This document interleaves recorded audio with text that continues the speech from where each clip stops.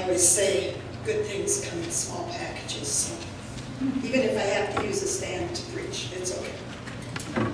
It's wonderful to worship with you this morning and with our good friends, Pastor Charles and Belinda. I've known them more than 20 years already and anticipate our friendship will continue for a long time. I've preached for Charles, and Charles has preached for me at various times in various places, and so it's good to share God's word today among you. I'm guessing a lot of you have seen the musical Annie. It took the little orphan Annie a while to understand her position in the home of Daddy Warbucks. She thought she was coming into his house to scrub the floors and clean the windows. And it was very gradually that she came to realize that this was her home, that she was loved like a daughter by Daddy Warbucks. And I wonder how many of us can say that same thing about a loving relationship with God. Are we willing to witness to our relationship as a son or daughter of God? Any religion that announces God is love is all about relationships. We have a vital role to live out our faith in the congregation, in the community, and in the world. Our role is to manifest the goodness of God through our words and our actions, and ways that will point others to Jesus so that they too might have a personal relationship with him. In this epistle that Pastor Charles read, the Apostle Paul nurtures Timothy in his Christian faith. These two guys knew each other, they traveled together, they worked together, they faced opposition together. When Timothy was ordained, Paul was there. Paul is a role model, a mentor in the faith for Timothy. There's no such thing as a self-made Christian. Each of us owes a debt of gratitude to those who have gone before and those who have led us to a personal relationship with Christ. In this epistle, writing to Timothy, his much younger associate in the ministry of Christ, Paul encourages and strengthens the young man for the task of proclaiming the gospel. He reminds Timothy of the training given by his mother Eunice on his grandmother horse. If each of us were to think about it, we would have some names of people who helped nurture us in our faith. These women ground Timothy in the Word of God and taught him the way of salvation. Their heritage is not in business or money or things, but in faith. So Paul charges Timothy to live up to what he's learned, reflecting the values of these two women who have influenced his life. In this personal letter, Paul commends his prodigy for his sincere faith. He counsels the young man to never be ashamed to witness for Christ. As Paul is writing, he himself is in jail again for preaching and teaching about Christ because the tiny sect is a threat to the religious and political status quo. The new Christ followers are regarded as somewhat kooky, subversive, fanatic. Paul has already been through beatings and shipwrecks and imprisonment, but with each step, God has been there with him. The more Paul's faith has been tested, the stronger it has grown. Faith to him is not an empty intellectual exercise. It's not something to do 1 hour each week. His faith is his life, and his life is his faith. Paul is not ashamed of it either. So he courageously states, Christians, come out of the closet. Let the people know where you stand and whom you follow. In other words, witness to what you believe. I read about a Mississippi high school who invited the local chapter of the Fellowship of Christian Athletes to hold a special student-led presentation. It was supposed to be for a couple of hours. There would have been a few skits and a few testimonies, but God stirred everybody's heart. More than 450 students attended the assembly. More than 100 of them made spiritual decisions for their lives that day. And that hour-long presentation turned into revival, which lasted 5 hours. A member of the leadership team shared their plan to reach the students. She said, we had people praying all over the South, in Mississippi especially. It was incredible to see how all of those prayers were answered. The school principal said, the meeting couldn't even be stopped. You could tell something spiritual was happening in the lives of those students. It was a wonderful thing that these students were willing to witness their faith to each other. Unfortunately, many Christians are too timid or too embarrassed to tell others about their life in Jesus Christ. That word witness causes us to cringe because we don't know what to say about our faith. We don't know how to evangelize. The Reverend Billy Graham put it this way: most people in America have just enough religion to keep them from getting the real thing. They have just enough to inoculate them against God. Our greatest need is not for more Christians, but for true Christians.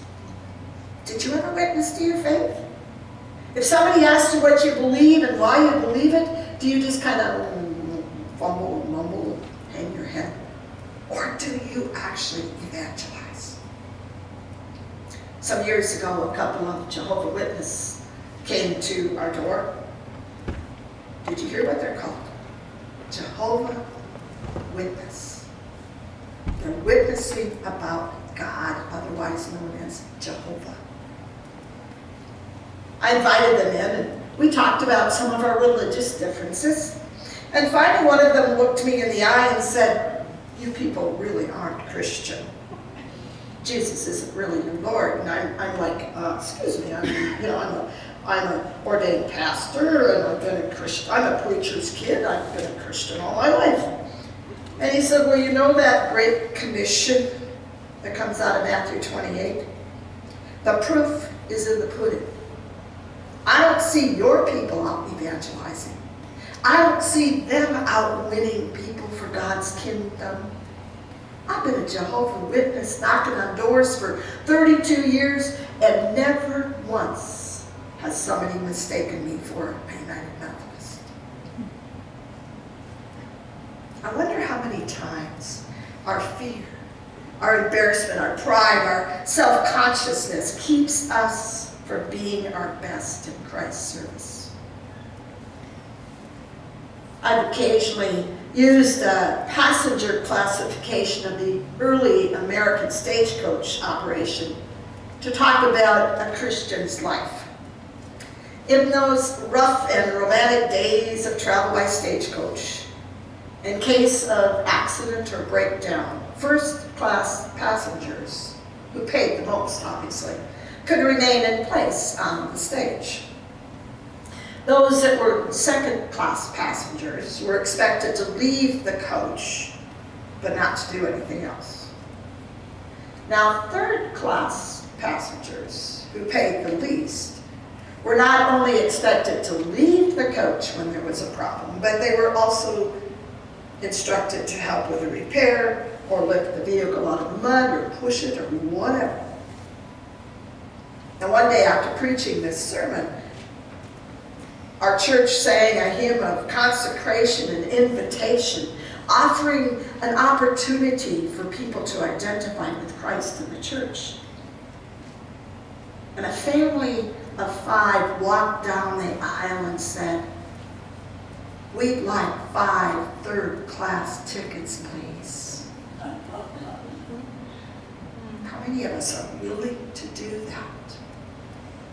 How many of us are rather like the first-class ticket holders? In this pep talk to Timothy, the Apostle Paul urges his mentee to hold a third-class ticket, to identify with and bear witness to the gospel of Jesus Christ without shame or fear. He affirmed that God did not give Christ's followers a spirit of cowardice. So Timothy is told to rekindle the gift of God that's within you. Paul cautions him that he has to be a servant to Christ and master of himself before he can become a great leader. Do we ask our church leaders to be a servant of Christ first? Our duty is to obey God's commands, but for many people, that 4-letter word, duty, is a dirty word. We don't want anybody to tell us what we have to do, what we must do, even if it's Christian service.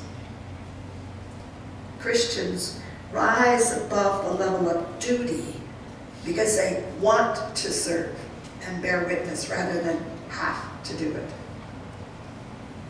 Paul understands the challenges of discipleship and the temptation to fall short of the gospel's demands. So he encourages Timothy and others to remember their baptism and endure. We're reminded that suffering is to be expected as being a part of a Christ follower. The problem with understanding a statement like that is that today there's relatively little religious persecution against Christians in the United States.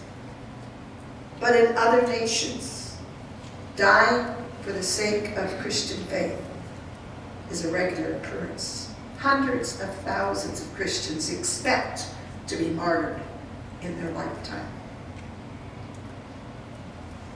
I remember the tragic shooting at Columbine High School here in April of 1999. My mother and I were on a vacation, driving Colorado down into Arizona and back to Minnesota.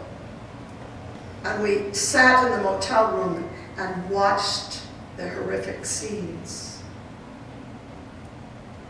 The event offers a stirring reminder of the consequence of boldly following Jesus and witnessing to the faith. When one of the gunmen demanded of a student, "Are you a Christian?" Cassie Burnell said yes, not knowing what fate would follow. Of course she was afraid, but she was not ashamed to give witness to Christ. May we be as sure of our faith as that young martyr was. We do well to find ourselves inspired by Paul's description of what makes us strong, loving, and wise. God meant for Christians to be different, to live a different kind of life, to follow a different drummer, to be on a different moral level from those who don't profess to be Christian. And yet, in many of our communities, there's virtually no difference in lifestyle between the average church member and a non-Christian. Again, I quote Reverend Billy Graham, "We Christians have lost sight of the fact that some things are always right and some things are always wrong. We've lost our reference point. We don't have any moral philosophy to undergird our way of life in this country, and our way of life is in serious jeopardy, in serious danger unless something happens. And that something needs to be a spiritual revival." Billy Graham is right, you know. Many of our Christian congregations are in serious trouble today because we have so few people like Cassie who believe in God and will stand up for what they believe, no matter the consequences. Oh, I know there's thousands of people who say they're followers of Christ, but many have lost their moral compass. Many seem to no longer practice their faith. There's a story about a pastor who went to visit one of his inactive members. And they sat in their rocking chairs in front of the fireplace in Joe's living room, making small talk. Eventually, the pastor got around to asking about the parishioner's lapsed membership and his forgotten vows made to God in the congregation. In his defense, Joe sputtered a few excuses as to why he was no longer active in the church. And then the two men sat in silence. Finally, the pastor got up and he took the fire tongs, and without saying anything, he pulled out one glowing coal from the fire. And he set that hot coal off to the side and sat down again. And silently the men watched as that single ember went from red hot to dull black. After a while, the pastor took the tongs and moved that cold piece of coal back into the fire. And they watched it heat up and become vibrant red again. Putting on his hat and coat, the minister shook Joe's hand and left. The following Sunday, Joe was in worship.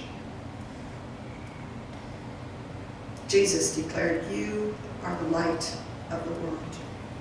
And from that declaration, the late Harry Emerson Fosdick says, "A saint is a person through whom the light shines." Let the light shine through you. The more Christ is alive in your life, the more you rekindle your faith. The more you rekindle your faith, the more the Spirit gives you courage and confidence to witness to your beliefs. Don't be ashamed. Don't be embarrassed to share with others what Jesus means in your life. As John Wesley has been quoted, preach and use words if you have to. Show others how strong your life of faith is through witnessing both through word and action. Writing to Timothy, his young associate in the ministry of Christ, the Apostle Paul encourages and strengthens this young man for the task of proclaiming the gospel. Recalling that Timothy's strong faith came through his mother and his grandmother, Paul urges the young man to rekindle the fires of faith by holding on to his spiritual heritage. He counsels Timothy to resist being ashamed of the gospel, to proclaim it boldly to all who listen. A timid person is fearful, but a child of God is endowed with a spirit of power, love, and self-control. And as Jesus taught, faith can move mountains.